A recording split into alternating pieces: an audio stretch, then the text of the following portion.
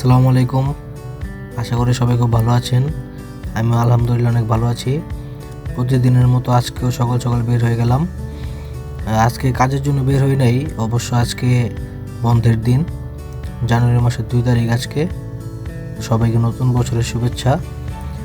তো আজকে বের হয়েছি ঘুরতে যাওয়ার জন্য। আমাদের কোম্পানির যে ম্যানেজার, উনি আমাদের ঘুরতে নিয়ে যাবে। তো আজকে এনজয় করবো অনেক, আশা করি। তো আপনারা সাথে থাকুন, দেখুন আমরা কোথায় কোথায় যাই।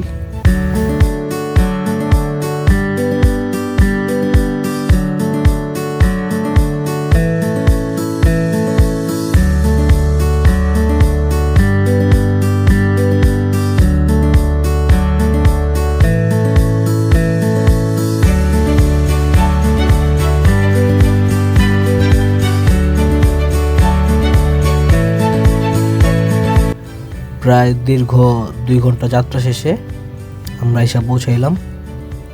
এখন আমাদের ভিতরে যেতে হবে, গিয়ে টিকিট কাটতে হবে। টিকিট কেটে ভিতরে প্রবেশ করতে হবে। টিকিটের প্রাইস মেবি 36,000 ওয়ান কি 38,000 ওয়ান হবে। তো এই যে দেখুন, আমরা ভিতরে চলে আসছি, টিকিট কাটা শেষ। এখন আমাদের যে মুনফুজাং নিম, উনি আমাদের যে ম্যানেজার, উনি আমাদের হাতে ব্যাচ মানে ট্যাগ লাগিয়ে দিবে। এটা দিয়ে আমরা সব রাইড শেয়ার করতে পারবো। তো এই যে ছেলেটার হাতে পরে দিতেছে, উনি হলো পাকিস্তানি। আর সাথে যে হলুদ কালার জ্যাকেট পরে আছে, উনি হলো আমাদের কোম্পানির আমাদের বড় ভাই, বাংলাদেশি রাসেল ভাই। উনি অনেক খুব ভালো মনের মানুষ। ইনি দীর্ঘ 11 বছর ধরে কুরিয়াতে আছে। আর এখন যার হাতে ট্যাগ পরাবে সে আমার সাথে আসছে, আমরা একসাথে আসছিলাম। আমরা সবাই একসাথে আসছি, প্রায় আমরা 5 জন। এখন আমার হাতে ট্যাগ পরে দিতেছে। তারপরে আমরা ভিতরের দিকে যাব। আসলে কোরিয়ান মানুষ খুব ভালো মনের হয়, তারা খুব সাদামাটা মনের মানুষ হয়। তাদের মনে কোনো খারাপ কোনো কিছু থাকে না। দেখুন, বরফের রাজ্য। আমরা অনেক এনজয় করছি, খুব এনজয় করছি। উনি আমাদের ছবি তুলে দিতেছে, এক এক জায়গায় দাঁড়া করা করে ছবি তুলে দিতেছে। কোথায় ভালো ভিউ হবে, কোথায় ছবি তুললে ভালো হবে, দেখে দেখে আমাদের ছবি তুলে দিতেছে।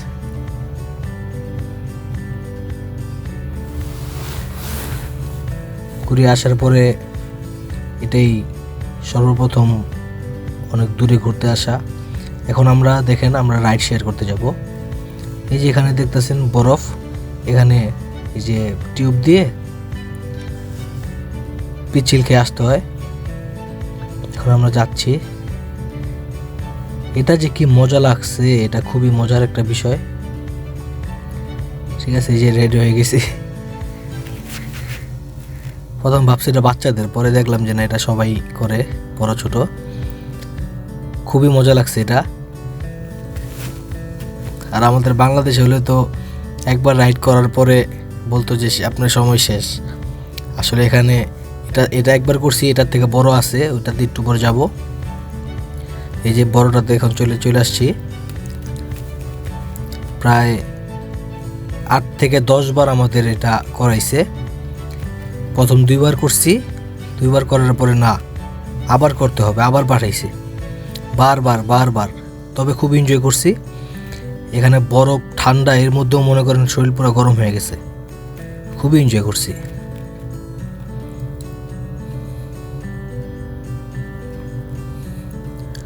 আমরা এখন বড়টার মধ্যে চলে আসছি। এটা প্রায় 5 তলার উপরে হবে, আর উপরে হইতে পারে।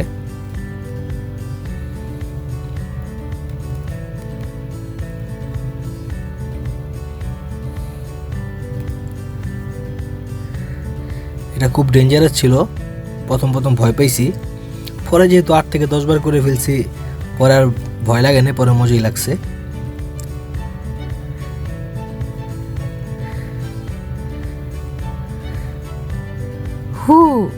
খুব মজা লাগছে। আসলে কি বলবো, কোরিয়ানরা এরকম ভাবে এরকম জিনিস তৈরি করে রাখছে যেটা ভালো না লাগলেই নয়। এই যে এই জায়গাটা থেকে প্রায় 10 বার গুনা প্রায় 10 বার এরকম রাইড করছি, খুবই ভালো লাগছে। ওই দেখেন মানুষ রাইড করতেছে।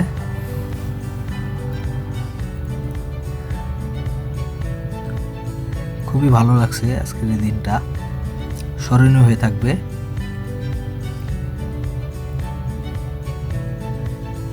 এই যে পাকিস্তানি ভাই, তাকে বলতেছিলাম যে হাই দাও।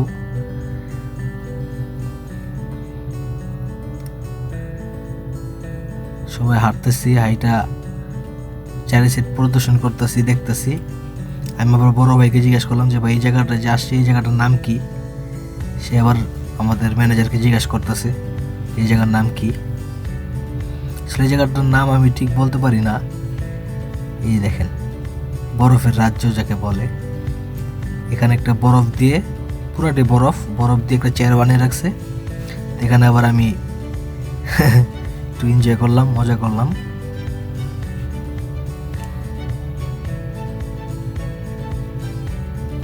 এই বরফের লম্বা লম্বা পাহাড় বানিয়ে রাখছে, এগুলো আসলে সব বরফ। খুবই ঠান্ডা ছিল, খুবই ঠান্ডা। এই দেখেন এখন আমরা আবার আরেকটা রাইডে চলে আসছি। আমাদের বাংলাদেশে হলে তো এটা শুধু বাচ্চারাই করতো, কিন্তু আসলে এখানে বাচ্চা বড় কোনো ব্যাপার না, সবাই রাইড শেয়ার করে। তবে এটা খুব রিস্কের ব্যাপার। বুঝে রাসেল ভাই,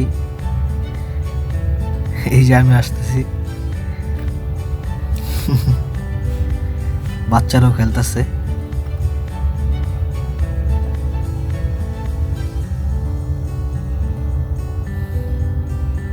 খুবই এনজয় করার জিনিস ছিল, এই দিনটা আসলে স্মরণীয় হয়ে থাকবে। আমাদের আবার পাঠাইছে সেই লম্বা রাইড করার জন্য, বললাম না প্রায় 8 থেকে 10 বার আমাদের রাইডটা করাইছে, আবার পাঠাইছে। সব আসলে ভিডিও করি নাই, কিছু কিছু ভিডিও করছি।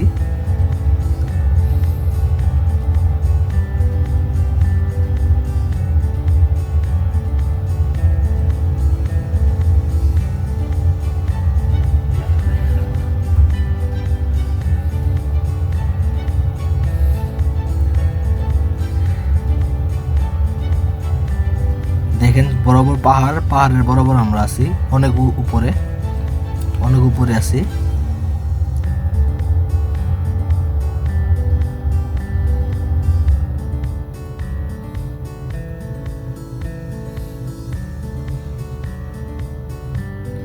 এটা আসলে খুব মজার।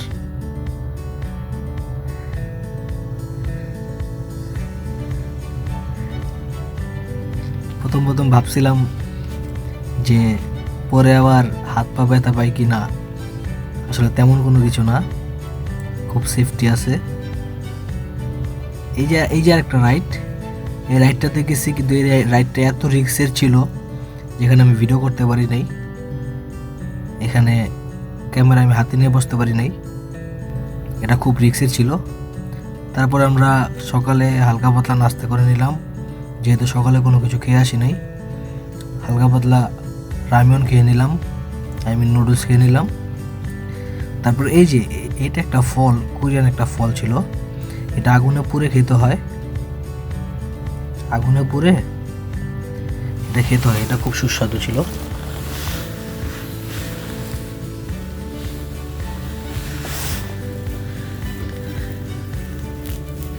বড় বড় কাঠ দিয়ে, গাছ দিয়ে আগুন জ্বালিয়ে এটাকে পুরো খেতে হয়। প্রথম তো আমরা বুঝতে পারি নাই, আমরা এভাবে আগুন দিয়ে তাপ দিতে দিতে পুড়ে ফেলছিলাম। পরে সেটা আরেকটা কোরিয়ান যে এটা বিক্রি করতেছিল, ও আইসে এটা ফালাই দিয়ে আবার নতুন আরেকটা দিছে।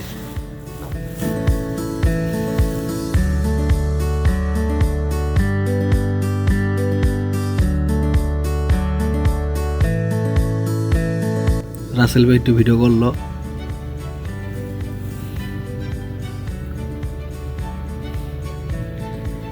যে পরিমাণ তাপ আসছিল, মানে প্রচুর আগুনের তাপ, ঠিক আছে, কেউ হাতে নিয়ে এটা রাখতে পারতেছিল না। সবে একটু একটু করে ট্রাই করলাম। তারপর রাসেল ভাই বলতেছে যে দাও আমার কাছে দাও। রাসেল ভাই গেল। এই যে আমাদের ম্যানেজার, খুব ভালো মানুষ।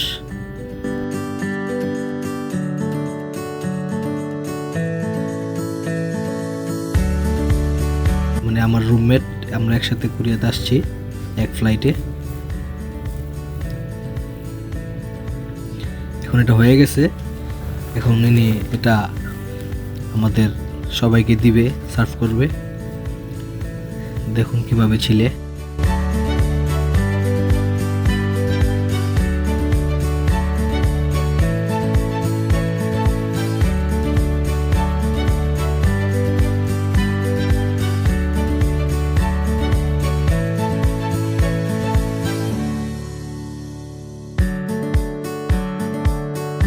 কখনো দেখিও নাই, কখনো খাইও নাই,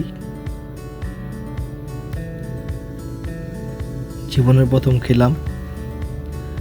আসলে এটা যে এত মজা ছিল, এত টেস্টি ছিল, আগে বুঝতে পারি নাই। আসলে খুব মজা ছিল। তারপরে আমরা আরেকটা জিনিস খাইছি, পাশেই দেখলাম যে মিষ্টি আলু বিক্রি করতেছে। এই যে মিষ্টি আলু নিয়ে বসলাম। মিষ্টি আলু এটা পোড়া দেওয়া, সিদ্ধ করা না, আগুনের সাথে ঝলছে তারপরে দিছে। এত মিষ্টি ছিল, খুবই মজার ছিল মিষ্টি আলুটা। তারপরে আমরা রওনা হইলাম চলে যাওয়ার জন্য।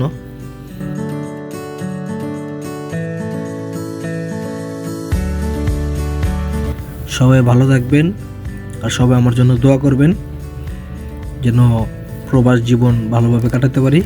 আল্লাহ হাফেজ।